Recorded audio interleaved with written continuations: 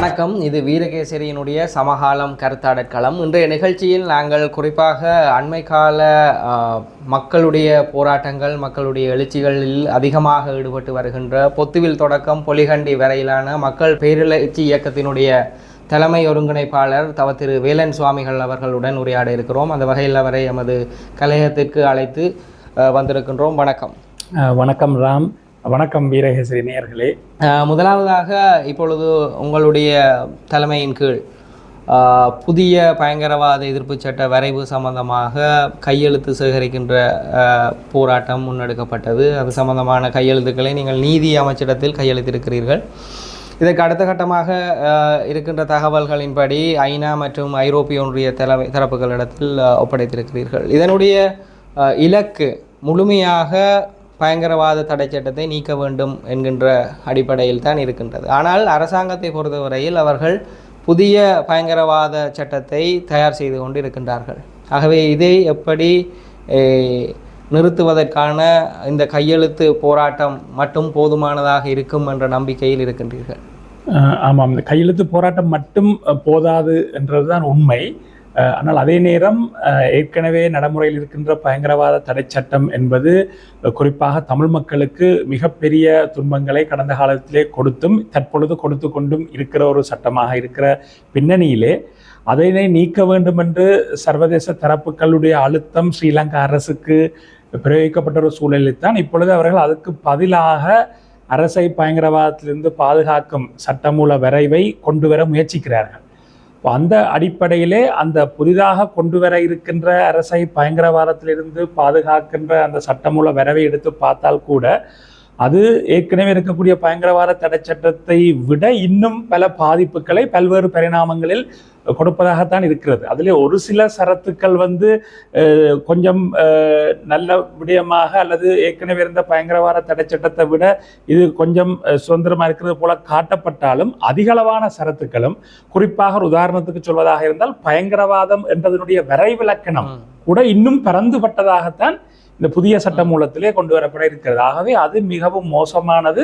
அதனை நீக்க வேண்டும் என்ற ஒரு நிலப்பாடு எங்களுடைய நிலப்பாடாக இருக்கிற அதே நேரம் அதனை நீக்க வேண்டும் என்றால் கடந்த காலங்களிலே நடந்த வரலாற்றை எடுத்து பார்க்கும் பொழுது ஏடிஏயா இருக்கலாம், ஆன்டி டெரரிசம் ஆக்ட், சிடிஏ இருக்கலாம், கவுண்டர் டெரரிசம் ஆக்ட்.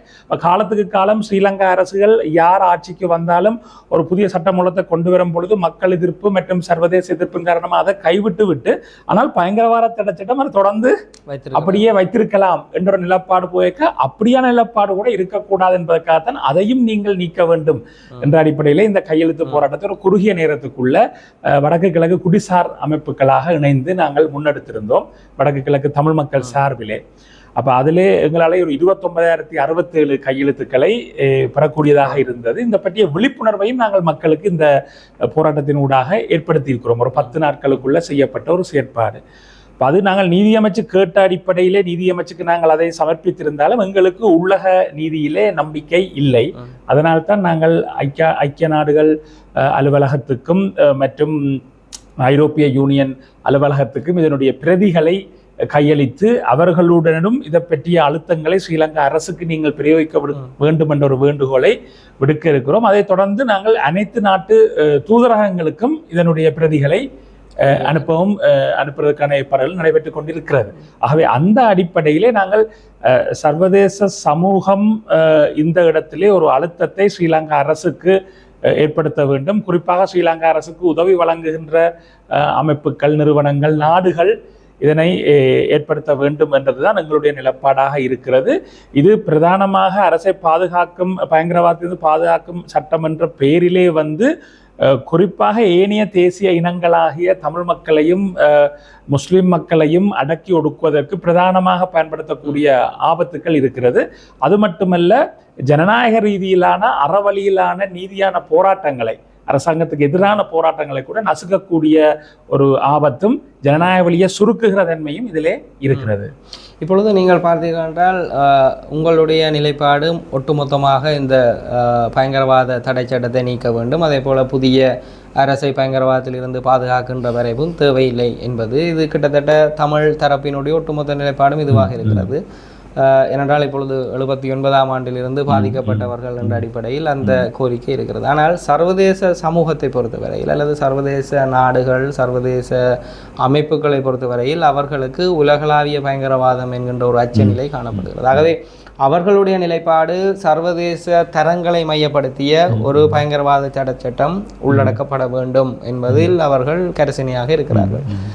இலங்கையினுடைய பயங்கரவாத தடை சட்டம் சர்வதேச தரங்களை உள்ளடக்கவில்லை என்பதையும் அவர்கள் ஏற்றுக்கொள்கிறார்கள். ஆகவே அந்த வலியுறுத்தலை தான் இருக்கிறது. ஆகவே சர்வதேச சமூகத்தினுடைய நிலைப்பாட்டை மாற்றுவது என்பது எவ்வளவு தூரம் உங்களுடைய பார்வையில் சாத்தியமாக இருக்கும் என்கின்ற சிந்தனை உங்களுக்கு இருக்கிறது. அதே நேரம் எவ்வளவு நம்பிக்கை இருக்கிறது இதனை ஓரளவு அவர்களுக்கூடாக இதை மாற்றி அமைக்க முடியும் என்று நீங்கள் சொல்வது போல சர்வதேச சமூகம் என்று எடுத்துக்கொள்வோமாக இருந்தால் சர்வதேச நிறுவனங்களாக இருக்கட்டும் அல்லது சர்வதேச நாடுகளாக இருக்கட்டும் எல்லோருமே தங்களுடைய ஒரு தேவைக்காகவும் தங்களுடைய ஒரு நன்மைக்காகவும் தான் எங்களுடைய இந்த தமிழ் தேசிய இனப்பிரச்சனை விடயமாக இருக்கலாம் இல்லை ஏனைய விடயங்களாக இருக்கலாம் அதிலே தங்களோட தலையீடுகளை செய்கிறார்கள்.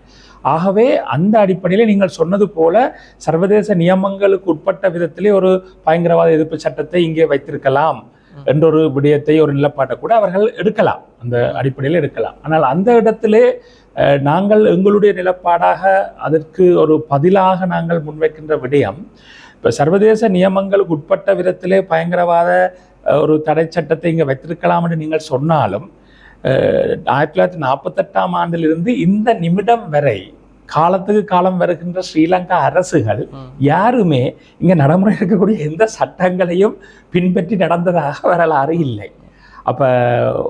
அப்படி பார்க்கும் பொழுது இப்போ உச்ச நீதிமன்றம் ஒரு தீர்ப்பு கொடுத்ததன் பிற்பாடு அந்த சட்ட மூலத்தை பாராளுமன்றத்துக்கு கொண்டு வரக்கூடாது என்ற ஒரு உச்ச நீதிமன்ற தீர்ப்பு வந்ததுக்கு பிற்பாடு அதை மீறி திரு ரணில் விக்ரமசிங்க அவர்கள் ஒரு சட்ட மூலத்தை கொண்டு நிறைவேற்றி அந்த சட்ட மூலம் இப்போ சட்ட மூலமாக இருக்கிறது.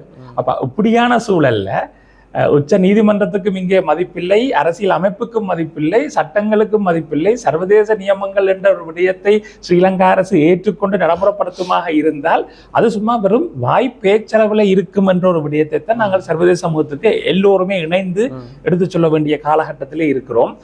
அது மட்டுமல்ல, நீங்கள் அப்படி ஒரு நிலப்பாடை எடுத்தால் அதைத்தான் உங்களால் எடுக்க முடியும் அல்லது அதைத்தான் நீங்கள் எடுக்க போகிறீர்கள் என்றிருந்தால் தொடர்ந்து இந்த ஸ்ரீலங்கா அரசு எங்களை அடக்கி ஒடுக்கி எங்களுடைய இருப்பை இல்லாமல் செய்கின்ற முயற்சிகளைத்தான் முன்னெடுக்கும் என்பதும் இதுவரை காலம் நடந்திருக்கக்கூடிய இனப்படுகொலை, இன அழிப்பு, மனித குலத்துக்கு எதிரான குற்றங்கள், போர்க்குற்றங்களுக்கு ஆகியவற்றுக்கான அந்த பொறுப்புக்கூறல் செயற்பாடு கூட எந்த விதத்திலும் நகரப்போவது இல்லை என்ற விடயத்திலும் என்றால் இந்த விடயம் அந்த விடயம் எல்லாம் ஒன்றோடொன்று தொடர்பட்ட விடயங்கள் என்ற அடிப்படையிலே சர்வதேசத்தினுடைய அழுத்தத்தை ஸ்ரீலங்கா அரசு கணக்கெடுக்காமல் செயற்பட ஒரு நிலை வருவதால உங்களுக்கு கிடைக்கக்கூடிய நன்மைகள் கூட கிடைக்காமல் போகலாம் என்ற ஒரு நிலப்பாட்டை நாங்கள் அவர்களுக்கு எடுத்து சொல்ல வேண்டும். அதிலும் குறிப்பாக வடக்கு கிழக்கு தமிழ் மக்களாக நாங்கள் குடிசார சமூகங்களாக ஒரு ஆரம்ப புள்ளியைத்தான் இந்த செயற்பாட்டினூடாக ஆரம்பித்திருக்கிறோம்.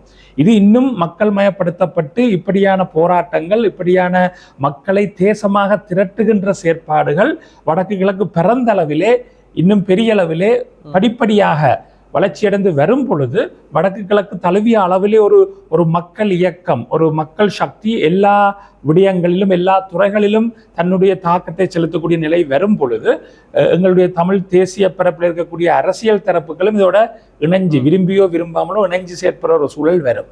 அப்படி ஒரு சூழல் வரும் பொழுது சர்வதேசத்துக்கும் அது ஒரு பெரிய ஒரு அழுத்தமாக மாறக்கூடிய சந்தர்ப்பங்கள் எதிர்காலத்திலே இருக்கிறது. ஆனால் இப்பொழுது நீங்கள் பார்த்தீங்கள் என்றால் பொத்துவில் தொடங்கி பொலிகண்டி வரையிலான ஒரு போராட்டம், அதை நாங்கள் பார்த்தோம். மக்கள் இயல்பாகவே எழுச்சி அடைந்தார்கள். ஒரு நீண்ட நாட்கள் பேசப்பட்டது, தாக்கம் செலுத்தியது. அதற்கு பிறகு வடகிழக்கில் அவ்விதமான ஒரு மக்கள் ஒருங்கிணைப்பு போராட்டத்தை பார்க்க முடியாத ஒரு சூழல் இருக்கிறது. ஆனால் பிரச்சனைகள் அதற்காக தீர்ந்ததாக இல்லை. இதில் இப்பொழுது ஆட்சி மாற்றத்தின் பின்னரான சூழலில், குறிப்பாக புதிய ஆட்சி ஜனாதிபதி அன்ரோகுமார் திசாநாயக்க தலைமையில் இந்த ஆட்சி உருவானதன் பின்னர் கணிசமான இடைவெளி ஏற்பட்டிருக்கிறது. பழைய ஆட்சியுடன் ஒப்பிடுகின்ற பொழுது நினைவேந்தல் போன்ற விடயங்களுக்கான அந்த சுதந்திரம் அல்லது அதற்கான அந்த இடைவெளி வழங்கப்பட்டிருக்கிறது. ஆனால் பிரச்சனைகளை பொறுத்தவரையில் அந்த தொடர்கதையாக அது இருக்கிறது. ஆனால் இப்பொழுது இவ்வாறான போராட்டங்களை காண முடியவில்லை. இது குடிசார் சமூகங்களினுடைய அல்லது சிவில் அமைப்புகளினுடைய மத அமைப்புகளினுடைய பலவீனமாக இருக்கிறதா, அல்லது அரசியல் கட்சிகளினுடைய பலவீனமாக இருக்கிறதா, அல்லது மறைமுகமாக மென்வெலுக்கள் ஊடாக இந்த போராட்டங்கள் பிரச்சனைகள் ஓரளவு மலினப்படுத்தப்படுகிறதா என்ற சந்தேகம் இருக்கிறது. உங்களுடைய பார்வையில் இது எந்த மாதிரியாக கையாளப்படுகிறது? ஆமாம், நிச்சயமாக 2009க்கு பிற்பட்ட சூழ்நிலையிலே, அதாவது ஆயுத போராட்டம் நடந்து கொண்டிருக்கக்கூடிய காலத்திலே தமிழீழ விடுதலை புலிகளுடைய ஒரு அனுசரணையிலே அல்லது ஒரு ஏற்பாட்டிலே உருவாக்கப்பட்ட தமிழ் தேசிய கூட்டமைப்பு, அதனிடம் இந்த விடுதலை போராட்டம் கையளிக்கப்பட்ட ஒரு சூழலிலே, குறிப்பாக 2009க்கு பிற்பாடு உத்தியோகபூர்வமாக இல்லாவிட்டாலும் பொதுவாக அதுதான் தொடர்ச்சியாக பார்க்கப்பட்டது. குறிப்பாக திரு சம்பந்தன் ஐயா அவர்களுடைய தலைமையிலே இந்த இது கையளிக்கப்பட்ட ஒரு சூழலிலே 2009க்கு பிற்பாடு எங்களுடைய மக்களும் குடிசார் சமூகங்களும் மத அமைப்புகளும் பொதுவாக நிற்கக்கூடியவர்கள் தமிழ் தேசிய அரசியல் தலைமைகளிடம் ஒரு நம்பிக்கை வைத்திருந்தார்கள். அது காலத்துக்கு காலம் ஒவ்வொரு செயற்பாடுகள் ஊடாக ஒரு கூட்டமைப்பாக இருந்து பிறகு கட்சிகளாக உடைஞ்சு வரும் பொழுது ஒவ்வொரு கட்சிகள் மீது மாறி மாறி ஒவ்வொரு காலத்துக்கு முக்கியத்துவம் கொடுத்து, ஒரு இடத்துல விக்னேஸ்வரன் ஐயா அவர்கள் முதலமைச்சராக வருகிறார்கள், ஒரு இடத்துல தமிழ் தேசிய மக்கள் முன்னணிக்கு 2 பாராளுமன்ற ஆசனங்கள் கிடைக்கிறது, உள்ளூராட்சி சபை தேர்தல்களிலே சில கட்சிகளுக்கு இடையிலே சில சில என்ன சொல்வது ஆட்சிகள் அல்லது ஆசனங்கள் கிடைக்கிற தன்மைகள் மாற்றம் வருகின்றன. அப்படி ஒவ்வொன்றும் படிப்படியாக ஒவ்வொன்றை புரிந்து கொண்டு ஒவ்வொரு கால ஓட்டத்தின் அடிப்படையில் பார்க்கும் பொழுது இப்ப மிக அண்மை காலமாக கடந்த ஒரு ஓரிரு வருடங்களுக்குள்ளே அல்லது ஒரு வருடத்துக்குள்ளே அல்ல புதிய அனுர அரசின் ஆட்சி வர்ற அந்த காலகட்டங்களில் பார்த்தால் எங்களுடைய மக்கள் குடிசார் சமூகங்கள் உட்பட எங்களுடைய மக்கள் தமிழ் தேசிய அரசியல் தலைமைகளில் ஒட்டுமொத்தமாக நம்பிக்கை இழந்த தன்மையில் இவர்கள் தங்களோட சுயலாபத்துக்காக தங்களுக்குள்ளேயே அடிபட்டு கொண்டிருக்கிறார்கள். எங்களோட பல பிரச்சனைகள், காணி அபகரிப்பாக இருக்கலாம், புத்தர சிலை வைக்கிற விவகாரமாக இருக்கலாம், அரசியல் கைதிகளுடைய விடுதலையாக இருக்கலாம், வலிந்து காணாமலாக்கப்பட்ட உறவுகளுக்கான நீதியாக இருக்கலாம், இப்படி எங்கள் நிரந்தர அரசியல் தீர்வு என்பதற்கு அப்பால் அடிப்படை அன்றாட பிரச்சனைகள்ல கூட இந்த தமிழ் தேசிய அரசியல் கட்சியில் ஒரு பெரிய வகிவாகத்தை வகிக்கவில்லை. இதை ஸ்ரீலங்கா அரசும் இந்தியாவும் சர்வதேச தரப்புகளும் உணர்ந்து இந்த பலகீனங்களை உணர்ந்துதான் அவர்களும் செயற்படுகிறார்கள் என்ற விழிப்புணர்வு அண்மை காலமாக மக்கள் மத்தியில் வந்திருக்கு.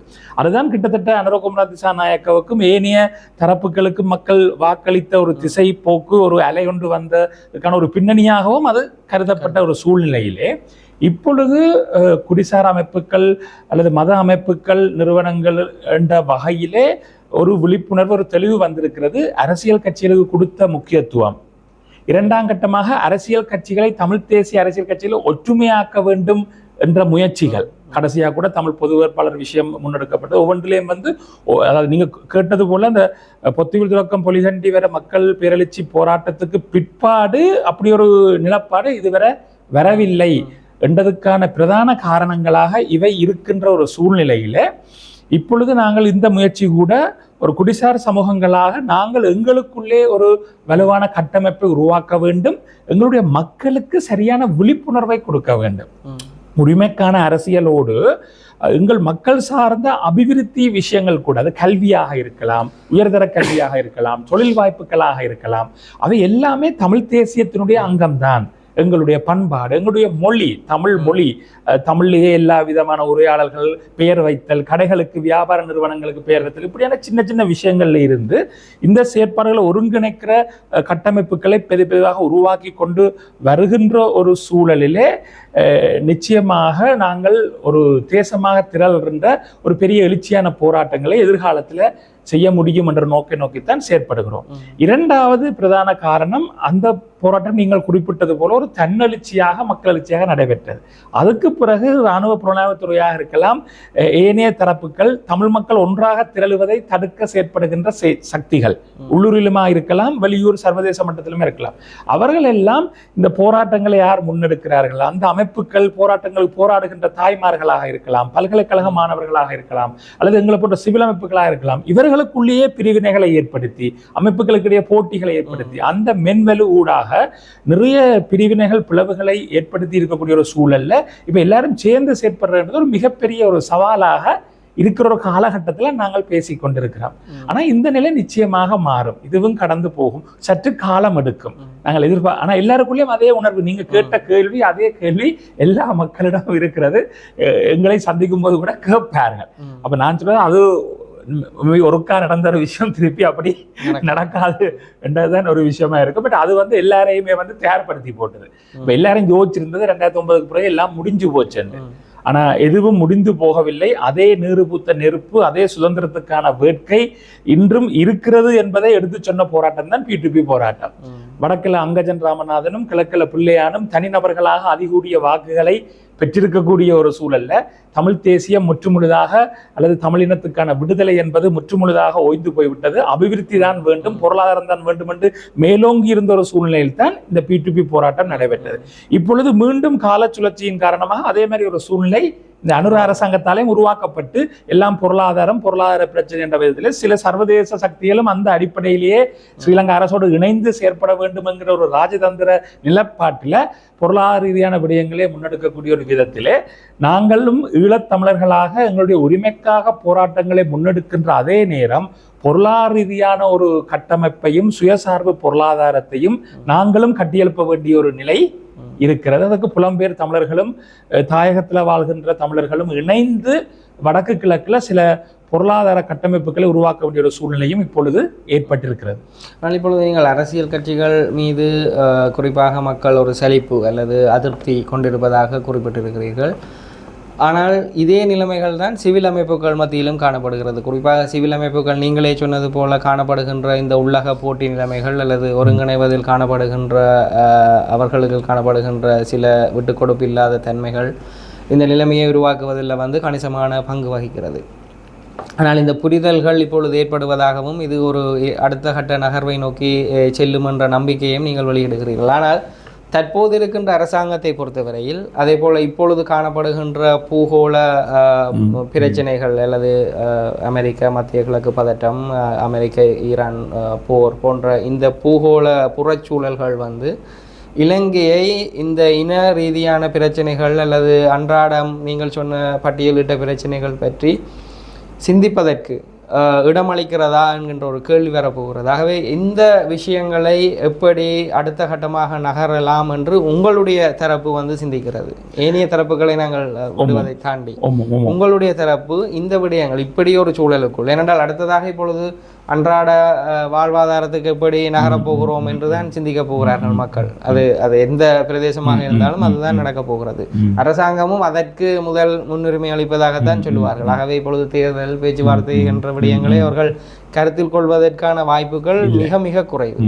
ஆகவே இப்படி ஒரு சூழலில் அரசை அணுகுவது என்பது ஒரு விடயம், சிவில் அமைப்புகள் ஒருங்கிணைக்குவது என்பது ஒரு விடயம், மக்களை அணிதிரட்டுவது மக்களுக்குள் உரையாடுவது என்பது இன்னொரு விடயம். இவையெல்லாம் இப்படி நகரப்போகிறது.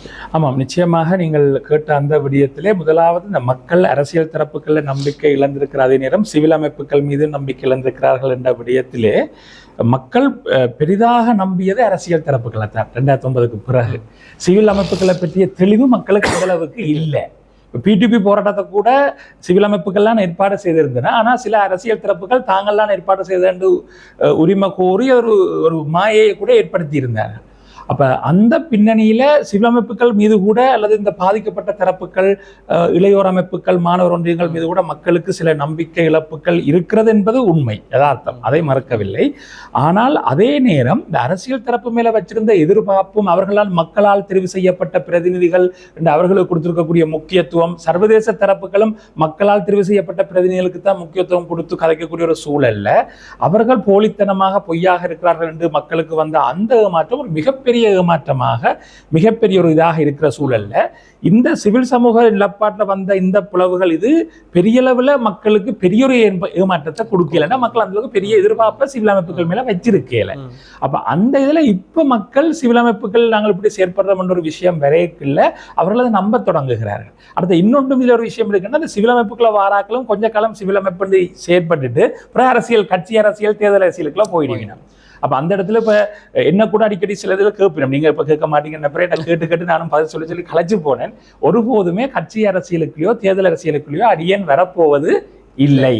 இதை நான் 1000 தரம் திருப்பி திருப்பி சொல்லிக் கொண்டிருக்கிறேன். ஒரு மக்கள் இயக்கமாக, ஒரு ஆன்மீக தளத்துல பயணிக்கின்ற ஒருவராக, ஒரு மனித நேயத்தை, அடிப்படை மனித உரிமைகளை மதிக்கின்ற ஒருவராக, தமிழ் தேசிய செயற்பாட்டாளராகத்தான் என்னுடைய பணிகள் இது இருக்கும். அப்ப அந்த பின்னணியில ஒரு மக்கள் இயக்கத்தை கட்டியெழுப்ப வேண்டிய தேவை எங்களுக்கு இன்று ஏற்பட்டிருக்கிறது. அப்ப அந்த இதுல எல்லோருமே ஒன்றிணைந்து கட்டியெழுப்ப வேண்டிய ஒரு தேவை இருக்கிற அதே நேரத்துல நீங்கள் சொன்ன இப்ப இருக்கிற உலக அரங்கில் நடைபெற்று கொண்டிருக்கிற விஷயங்கள், அதனூடாக இருக்கக்கூடிய பொருளாதார ரீதியான தாக்கங்கள், மக்களுடைய வாழ்வியல் பிரச்சனைகள், இது தொடர்பாக பார்க்கும் பொழுது யுத்தம் நடைபெற்று கொண்டிருந்த காலத்திலே எங்களுடைய தாயகத்திலே நாங்கள் எப்படியான வாழ்க்கையை வாழ்ந்தோம், எப்படி எந்தவித ஒரு பொருளாதார ரீதியான கட்டமைப்புமே இல்லாத சூழல்ல எப்படி நாங்கள் வாழ்ந்தோம் என்ற விடயங்களையும் அந்த வரலாறுகளையும் எங்களோட இளைய சமூகத்துக்கு நாங்கள் எடுத்து சொல்ல வேண்டிய ஒரு காலகட்டம் இப்ப வந்திருக்கு. ஏன்னா எங்களால முடியும், இப்படியான ஒரு கடுமையான சூழலுக்கு கூட நாங்கள் நிம்மதியா வாழ்ந்த நாங்கள், பொருளாதாரத்துல ஒரு தற்சார்பு நிலையில வாழ்ந்த நாங்கள் என்றால் இப்ப இப்படி ஒரு சூழல், எரிபொருள் பிரச்சனையோ மின்சார பிரச்சனையோ இந்த பிரச்சனைகள் வரைக்குள்ள நாங்கள் எங்களுடைய வாழ்க்கை முறையை, வாழ்வியல் அணுகுமுறை அல்ல லைஃப் ஸ்டைல், வாழ்வியல் முறையை நாங்கள் மாற்றிக்கொள்வதனூடாக இந்த சவாலை எதிர்கொள்ள முடியும் என்ற ஒரு நம்பிக்கையை எங்கட இளையோர்களுக்கு பிரதானமாக கொடுக்க வேண்டிய ஒரு தேவை இருக்கிறது. அடுத்து ரெண்டாவது பார்த்தீங்கன்னா தமிழ் தேசிய வாழ்வியல் என்று பார்க்கும் பொழுதும், தமிழ் தேசிய வாழ்வியல் நான் சுருக்கமாக சொல்கிற நேரம் கருதி ஒரு இயற்கையோடு ஒன்றிய வாழ்க்கை. தமிழ் தேசிய வாழ்வியலை நாங்கள் முழுமையாக வாழ்வோமாக இருந்தால் இந்த பிரச்சனைகள் கூட இதுல பெரிய அளவுக்கு அதுக்காக நான் காட்டுல போய் தவ வாழ்க்கை வாழணும் அர்த்தத்துல சொல்லவில்லை. நவீன வசதிகள், நவீன தொழில்நுட்பங்கள் இதெல்லாத்தையும் பயன்படுத்துறது தான் மூன்றாவது நான் சொல்ல வர விஷயம். அந்த தமிழ் தேசிய வாழ்வியலும் எப்படி தாயகத்திலே வாழப்பட வேண்டுமாக இருந்தால் புலம்பெயர் தமிழர்கள், புலம்பெயர் இளையோர் அமைப்புகளோடு ஒருங்கிணைந்து நாங்கள் செயற்படுற ஒரு விஷயம். இப்ப ஆர்டிபிஷியல் இன்டெலிஜென்ஸ் என்ற AI தொழில்நுட்பமாக இருந்தா புலம்பெயர் நாடுகள்ல வாழ்ற எங்கட இளையோர்கள் சினிமாவுக்கு தமிழ் தெரியாம இருக்கலாம், ஆங்கிலம் தான் தெரியுமா இருக்கலாம், ஆனா அவர்களும் தமிழர்கள் தான், ஈழத்தமிழர்கள் தான். அப்ப அந்த அடிப்படையில் அந்த இளையோரோட இங்க இருக்கக்கூடிய இளையோர்கள் ஒரு வெர்ச்சுவல் நெட்வொர்க், ஒரு இந்த ஒரு நிகழ்நிலை வலையமைப்பு, ஒரு தொடர்பை ஏற்படுத்துவதன் ஊடாக அந்த தொழில்நுட்பங்கள் அதை இங்க பயன்படுத்தக்கூடிய சூழ்நிலையை உருவாக்குறது மட்டுமல்ல, புலம்பெயர் அமைப்புகளுடைய பொருளாதார பலங்களை நாங்கள் இங்க பயன்படுத்துகிற ஒரு சூழ்நிலையில் அந்த கட்டமைப்பு ஏற்படுத்திக்கல ஸ்ரீலங்கா அரசும் அதுக்கு ஆதரவாக தான் இருக்கும். ஏன்னா ஸ்ரீலங்கா அரசு எங்கிருந்து காசு வந்தாலும் அதை பெற்றுக்கொள்கிற தயாரான நிலையில் இருக்கிறோம் பொருளாதார நிலைமையை பார்த்தா. அப்போ அந்த இதில் புலம்பெயர் அமைப்புகள் நேரடியாக எங்களோட வடக்கு கிழக்கில் வாழ்கிற தமிழ் மக்களோட அமைப்புகளோடைய சில கட்டமைப்புகளை உருவாக்க வேணும் என்று நாங்கள் யோசிக்கிறோம். அதை கட்டமைப்புகள் நாங்கள் சொல்றது வெறும் நலன்புரி திட்டங்களே அல்ல. சைக்கிள் கொடுத்தோம், சாப்பாட்டு சாமான் கொடுத்தோம், வெள்ளப்பெருக்கு வரைக்க, டித்துவா புயல் வரைக்கல ஒரு அவசர தேவைக்கு நலன்புரி திட்டங்கள் செய்யறது அது ஏற்றுக்கொள்ளப்படக்கூடியது. ஆனால் நீண்ட கால நோக்கில் ஒரு கூட பிறந்த அண்ணா தம்பிக்கு ஒரு 5 லட்சம் ரூபா கொடுக்குறாருண்டா கூட அவர் கண்டிஷன் போட்டு கொடுக்கணும், நீ இந்த 5 லட்சத்தையும் எனக்கு 5 வருஷத்துக்கு பிறகு திருப்பி வட்டி இல்லாம தா. அப்படி ஒரு நிபந்தனையை போட்டு இந்த தாயகத்தில் இருக்கக்கூடிய உறவுகளுக்கு, புலம்பெயர் தேசத்தில் இருக்கக்கூடிய உறவுகள் இப்படியான உதவிகளை அந்தந்த மட்டங்களிலே செய்வார்களாக இருந்தால் நிச்சயமாக நாங்கள் இந்த உலகளாவிய ரீதியில் வர்ற எந்த பிரச்சனையை கூட எதிர்கொள்ளக்கூடிய ஒரு கட்டமைப்பை நாங்கள் உருவாக்கலாம், நிறுவலாம் என்ற ஒரு விஷயம் இருக்குது. இப்போ இருக்கிற சூழல், இந்த அரசியல் தரப்புகள் அது பார்த்தீங்கன்னால் ஒரு இடத்துல போய் ஒரு உரை நிலையில் இருக்கிற நிலைமையில தான் இருக்கணும். ஆனால் பிரதான பிரச்சனையான இன பிரச்சனை தீர்வு பற்றி பேசுவதற்கு அவர்கள் ஒருங்கிணைகிறார்கள். இதில் நான் நினைக்கிறேன் யாழ்ப்பாணத்தில் ஒரு ஒருங்கிணைவு நடைபெறுகிறது, திருகோணமலை பிரகடனம் என்ற ஒரு முயற்சி, தமிழ் சட்டத்தரணிகள் பேரவை முயற்சி, இப்படி பல கோணங்களில் நடைபெறுகிறது. இவை எல்லாத்தையும் விட அரசை அணுகுமுறை செய்ய வேண்டிய விடயம் இருக்கிறது. ஏனென்றால் அரசு அது சம்பந்தமான பேச்சுவார்த்தை மேசைக்கு இன்னமும் தயாராக இல்லாத ஒரு சூழல் இருக்கிறது. ஆகவே இந்த மாதிரியான நீண்டகால பிரச்சனையை அணுகுமுறை ரீதியாக முன்னெடுப்பதற்கு உங்களுடைய தரப்பில் எந்த விதமான நகர்வுகளை நீங்கள் செய்கிறதுக்கு யோசிக்கிறீர்கள்? அதே போல குறிப்பாக இந்த அரசியல் கட்சிகள் சம்பந்தமாக இப்போ நம்பிக்கை இழப்புன்றதை கற்பால் அவர்களுக்கு சரியோ தவறோ மக்கள் ஆணை என்ற ஒரு கருத்தை அவர்கள் சொல்லுவார்கள். ஆகவே அந்த அடிப்படையில் இந்த தரப்புகளை ஒருங்கிணைப்பது அல்லது ஒருங்கிணைந்துதான் இந்த விடயங்களை கையாள வேணும் என்கின்ற நிலைப்பாட்டில் எந்த மாதிரியான அணுகுமுறைகளை நீங்கள் செய்ய இருக்கிறீர்கள்? விசேடமாக என்னுடைய வினா இந்த அரசை இந்த விடயத்திற்குள் கொண்டு வருவது அல்லது அரசை அணுகுவது என்றது மிகப்பெரிய ஒரு சிக்கலான விஷயமாக இருக்கிறது. இதற்கு என்ன வியூகங்கள் இருக்கிறது? ஆமாம். அப்ப அந்த அடிப்படையில நீங்க கேட்ட விஷயத்துல இப்ப மக்களால் தெரிவு செய்யப்பட்ட பிரதிநிதிகள், பாராளுமன்ற உறுப்பினர்கள், தமிழ் தேசிய கட்சிகள் என்ற வகையில அவை அந்த தளத்துல இருந்து கொண்டு இப்ப தமிழ் சட்டத்தரணிகள் பேரவை கடைசியாக ஒரு முயற்சி இந்த விஷயங்கள்ல எடுத்திருந்தது. அந்த அடிப்படையில அந்த தமிழ் தேசிய பரப்பில் இருக்கிற எல்லா கட்சிகளும் பாராளுமன்ற உறுப்பினர்களும் ஓரணியாக ஒரு நிலப்பாட்டை எடுக்க வேண்டும் என்பது எங்களுடைய நிலப்பாடாக இருக்கிறது. அது மட்டுமல்ல, அவர்கள் ஒரு ஓரணியாக ஒரு நிலப்பாடு எடுக்கிற அடிப்படையிலையும் எங்களுடைய சுயநிர்ணய உரிமையையும் எங்களுடைய இறைமையையும் வலியுறுத்தக்கூடிய ஒரு தீர்வு திட்டத்தை அவர்கள் முன்வைக்க வேண்டும். அவர்கள் பொதுவாக சமஷ்டி தீர்வு என்று பொதுவாக சொல்கிறார்கள். அதை திம்பு கோட்பாடு அடிப்படையிலான சமஷ்டி தீர்வு வேண்டும், திம்பு பிளஸ் என்றும் ஒவ்வொரு விதமான ஒவ்வொருத்தர் ஒரு நிலப்பாட்டை எடுக்கிறார்கள். ஆனால் அந்த நிலப்பாட்டை சொல்லியிருக்க அதில் எங்களோட தமிழர்களுடைய சுயநிர்ணய உரிமை என்று சொல்லும் பொழுது இன்னும் தெளிவாக சொன்னால் வெளியாக சுயநிர்ணய உரிமை, அதாவது அந்த சுயாட்சி அல்லது சமஷ்டி தீர்வு எங்களுக்கு கிடைக்கப்பெற்றால் அதுக்கு பிறகு ஒரு ஒடுக்குமுறை எங்கள் மீது திணிக்கப்படுமாக இருந்தால் நாங்களாக விரும்பி ஒரு வெளியாக சுயநிர்ணய உரிமை அடிப்படையிலே ஒரு பொது வாக்கெடுப்பு நடத்தப்பட்டு எங்களுடைய தலைவிதியை நாங்களே தீர்மானிப்பது போல, அதாவது இணைந்து வாழ்வதா பிரிந்து தனிநாடாக வாழ்வதா என்ற ஒரு வெளி கட்டாயம் அந்த அரசியல் தீர்வு திட்டத்துக்குள்ளேயோ அல்லது சமூக ஒப்பந்தத்துக்குள்ளேயோ கட்டாயம் இருக்க வேணும். இல்லாட்டி என்ன மீள நிகழாமை என்றது எங்களுக்கு நம்பிக்கை இல்லை. அப்ப அந்த ஒரு விஷயத்தை அந்த அரசியல் தரப்புகள், மக்களால் தெரிவு செய்யப்பட்ட பிரதிநிதிகள், வெளிநாட்டு தூதரகங்களுடைய நிதி அனுசரணைகளோட அவர்கள் முன்னெடுத்தால் அது முன்னெடுக்கட்டும், எங்களுக்கு அதுல ஆட்சேபனை இல்லை. ஆனால் எங்களுக்கு மக்கள் இயக்கங்களாக அல்லது சிவில் அமைப்புகளாக எங்களுடைய தரப்பு, குறிப்பாக பொத்துவில் துறக்கம் பொலிகண்டி வர மக்கள் பேரெழுச்சி இயக்கத்தினுடைய நிலப்பாடாக இருப்பது அந்த சமஷ்டி தீர்வையோ இவர்கள் எதிர்பார்க்கிற ஒரு தீர்வையோ ஸ்ரீலங்கா அரசு, இந்த அனுர அரசு மட்டுமில்லை எந்த அரசுமே எங்களுக்கு தரப்போவது இல்லை. சரி, ஒரு பேஜுக்கு அனுர தனிநபராக அதை தர விரும்பினா கூட பௌத்த குருமார் அதை விட போறது இல்லை. திருவண்ணாமலை புத்தர் சில நடந்த சம்பவம் நல்ல ஒரு உதாரணம். அப்ப இந்த பௌத்த பீடங்கள் மிகவும் இது ஒரு சிங்கள பௌத்த நாடு என்ற ஒரு அடித்தளத்துல மிகவும் ஆணித்தரமாக இருப்பதாலும் சிங்கள சாதாரண பாமர மக்கள் இந்த பௌத்த துறவிகளுடைய இந்த ஒரு சிங்கள பௌத்த பேரினவாத போக்கு அந்த அரசியலுக்கு உணர்ச்சி வயப்பட்டு எடுபடுவதாலும் கோத்தபாய ராஜபக்சவுக்கு இப்படி 64 லட்சம் வாக்குகள் கிடைச்சது உதாரணம். எடுபடுவதாலும் இப்படியான ஒரு தீர்வு திட்டம் இந்த ஸ்ரீலங்கா பாராளுமன்றத்துக்குள்ளேயோ ஸ்ரீலங்கா அரசுல யார் ஆட்சிக்கு வந்தாலோ எங்களுக்கு ஒருபோதும் கிடைக்க போவது இல்லை. அனுர அரசு அந்த அலை வீசேக்கிய நாங்கள் சொல்லி இருந்தோம் இந்த கருத்து. எங்களோட தமிழ் மக்களே நிறைய பேர் அதை நம்பல, ஒரு நம்பிக்கை வச்சிருந்தேன். ஆனால் இப்போ 1 வருஷம் முடிஞ்சுது, 1.5 வருஷம் ஆகுது. ஆனால் அவ கொடுத்த வாக்குறுதிகள் எதுவுமே நிறைவேற்றப்படையில. தையிட்டி பிரச்சனையா இருக்கலாம், அரசியல் கைதிகள் விடுதலையா இருக்கலாம், பயங்கரவாத தடுத்து நீக்கிற விஷயமா இருக்கலாம், இல்லை இந்த வந்த நாங்கள் அடுத்த நாளே எல்லாத்தையும் மாத்திரம் என்று சொன்னா ஒன்றுமே செய்யல. நினைவேந்தல்களுக்கு ஒரு சுதந்திர வழியை கொடுத்துருக்கணும், அது அப்பப்ப காலத்துக்கு காலம் கிடைக்கப்பட்ட வழிதான், இங்க பெருசாக விட்டுன்னு சொல்லிடலாது. அதுலேயும் பார்த்தீங்கள் என்றால் ஸ்ரீலங்காட சுதந்திர நாள ஈழத்தமிழர்கள் 48ஆம் ஆண்டிலிருந்து கரிநாளாகத்தான் போராடி கொண்டு வருகிறார்கள். அப்ப அந்த அடிப்படையில் இந்த வருடம் யாழ் பல்கலைக்கழகத்துல மாணவர்கள் வளமையாக செய்கிற செயற்பாடு கருப்பு கொடியை ஏற்றுதல் என்ற அந்த செயற்பாட்டை ஒரு ஜனநாயக வழியில, ஒரு அறவழியில, சாத்வீக வழியில எங்கிட்ட எதிர்ப்பை பதிவு செய்கிற ஒரு விஷயம். அதுக்கு கூட இன்றைக்கு போலீசார் விசாரணை கலைக்கப்பட்டு மாணவர்களே அச்சுறுத்துற ஒரு சூழல் இன்றைக்கு ஏற்பட்டிருக்கு. இது கடந்த காலத்துல கடுமையாக இருந்த அரசாங்கங்கள் என்று சொல்லக்கூடிய கோத்தபாய ராஜபக்ச ஆட்சி காலமாக இருக்கலாம், அது மற்ற ஏனைய ஆட்சி காலங்கள் இருக்கலாம், ஒருபோதும் இப்படி நடந்தது கிடையாது. அப்ப இது இந்த சம்பவம் ஒன்று அண்மையா நடந்த சம்பவத்தை நான் சொல்றேன்.